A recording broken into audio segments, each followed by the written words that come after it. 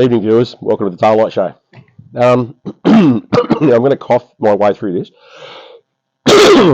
and I apologise sincerely.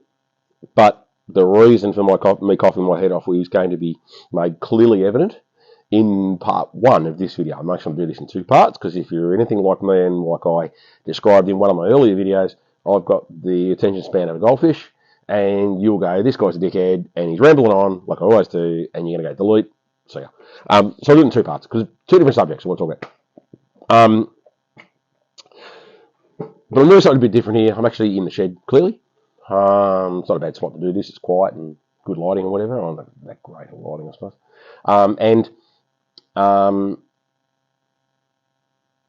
I'm doing this on an iPad, as I said, and I'm wearing a microphone up here. Something a bit different. I'm going to try something a bit different.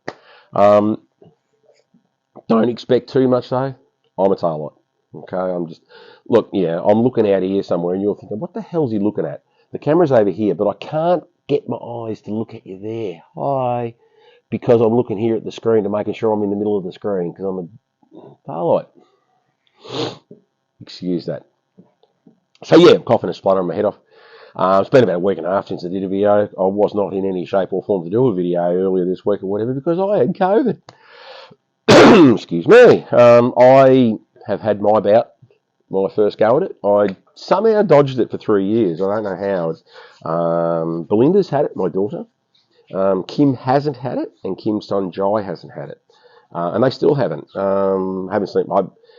Belinda hasn't been here while I've had it. She was supposed to be here, and I said, "Don't, kid. You're probably better off staying at your partner's house or at your mum's house." I certainly didn't want her getting this again. And Kim has kept herself wide away. I quarantined myself off in the house, and the young bloke's kept away as well. And I've got to give a shout out to Kim in this first and foremost. I know I'm not the easiest person to be around sometimes, but yeah, this knocked me real hard, and she looked after me brilliantly and went above and beyond. I'm very, very lucky in that she was working from home last week, and she was able to look after me while I was crook, and the whole leaving meals at the door and 2 knocks for yes and 3 knocks for no. Fucking Morse code shit. But anyway, so yeah, thank you, darling. I love you. You know that. Anyway, so yeah, I get COVID, and to not diminish what other poor buggers have been through, I'm fairly lucky in that I'm probably pretty active, and I'm not going to say I'm fit, but I'm not bad for a 48-year-old bloke, and it knocked me pretty good. It was a really bad head cold for me, but it didn't knock me too bad, but it still took the wind out of my sails. So I can only sympathise with other people who went through who've already got underlying respiratory problems and whatever else, It wouldn't be easy. So, yeah, if you've had it and you've been through it and you had it worse than me, then I sympathise with you. I'm with you. I really do, because it's not nice. The biggest problem for me was I was coming off 2 weeks annual leave, and as I said in one of my other videos, I had a couple of weeks off and I was doing a few things around the house and whatever. And I got this in the last week of my holidays, and I'm not going to say where I got it from or from who, but unfortunately they denied they ever had it. Yeah. And clearly they did, because then I contracted it off them. And what sort of pissed me off in all of that was that they continued on doing what they were doing with their life and screwed my life over for a week at a time when I really couldn't afford to do so. I mean, a couple of weeks annual leave is not a bad thing, but then you need to go back to work still and make a quid. That then turned into another week off, and gives a bit of a hit on the household finances, So I, did the right thing and quarantined myself out for 5 days, and they didn't. But anyway, I'm not going to go down that road too far. The problem is with that is that this whole corona thing, and when I say coronavirus, let's just not forget that coronavirus is an all-encompassing thing across the various illnesses. Coronavirus actually encompasses anything to do with influenza or the common flu. Influenza A, influenza B, whatever. COVID-19 is a mutated version of that. So, I had the COVID-19 version. Clearly. As I'm sure those of you who have had it know. Anyway, you know yourselves. Anyway. I quarantined myself out. Now that we've all been through the lockdowns and whatever else, we've all lived it. And it was done for a reason. It was all done to try and stop it. Because at the end of the day, if it goes from person to person to person to person, it has somewhere to live each time. And it will die out in each person, but it looks for a new host. If we'd actually done the right thing, and I'm not talking about locally or anything like that, I'm talking about as an international community, if we'd done the right thing and actually stopped it by quarantining those people out that had it, would have died out there and then wouldn't have gone any further. But unfortunately, the world lives in a me attitude, and people's attitude was, screw you, I'm still going to do what I want to do, and you're not going to tell me to sit at home for 5 days, and you're not going to, lock me up and blah, blah, blah, blah, blah, and whatever. And then it gets passed from person to person to person to person.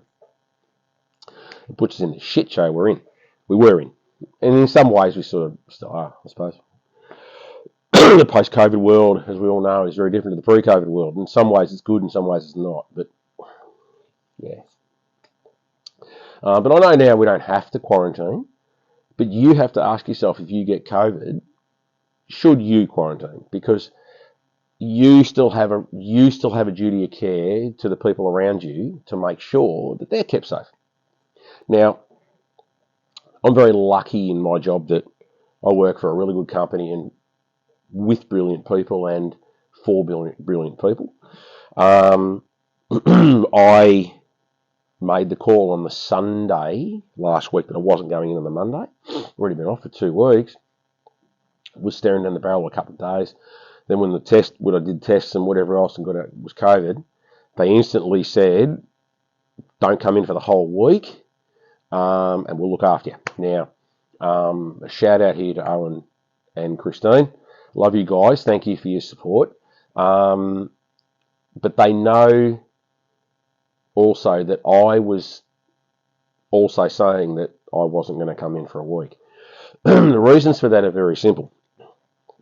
I'm involved in a decent size enough company. Now, companies are all over profit and loss. Now, if we haven't had COVID in there for a while in our company, and I think I'm the last person in the whole company to not have it. If I had brought in another round of it, passed it on to somebody else, before I know it, I've got half of my workforce out with COVID, and that affects the bottom line because I'm bringing it in from external. I have a duty of care to the company and to the people I work for, to look after them, to make sure that I'm not going to create a situation that's going to impact their company. Secondary to that, I have a duty of care to the health of the people that I work for and that I work with. I'm a senior supervisor in my job, and I work with most people in the company. And the thing is with that is that there's a couple of people older than me. There's most of them are younger than me. That's because I'm an old bastard. But there's one girl in the office who's pregnant with the first child. One of the young guys who does quite a bit of the work on the projects that I manage and look after, his partner is pregnant with their first child. One of the senior guys like me, him and his partner have just had their first child. The little fella's about 6 or 8 weeks old. So there's a massive concern there, the vulnerability of these people.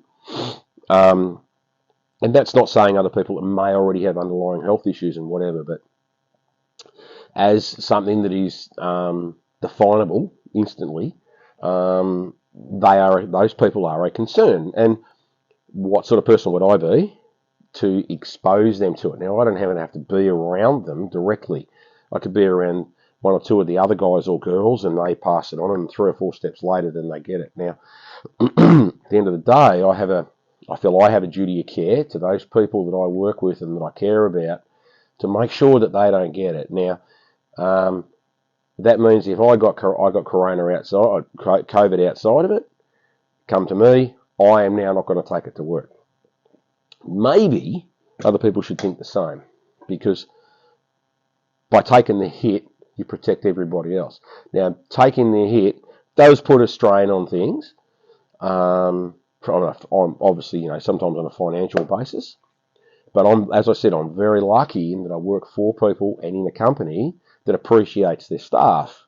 You're not a number, you're actually an important part of their organisation. But you might not have that. You might not have that luxury. You might work in a company where you are just considered a number, and the management of your company is going to get the shits on because you're not coming to work, even though you're crook, and they go, quarantine doesn't matter here anymore. You have to be here, even if you're bloody half dead.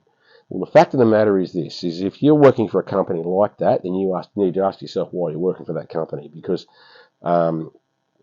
if you're not going to be treated as a human being and you're not going to be actually looked after in the right way, excuse me, because your health is is priority, number one. If you're not going to be looked after the right way in your health, then I think it's time to get a new job. I really do. But yeah, so I had COVID, and I've probably still got the remains of it now. It's certainly not contagious anymore, thankfully. And that means that, it's sort of knocked me about a bit, but I've been very lucky in that I have the support mechanism around me, with at home and also at work. So I'm back at work tomorrow, and yeah, we'll see how we go. It's only one day, and then it's a public holiday on Tuesday for Anzac Day. So part 2 of this video, we'll talk about that. So see you in part 2.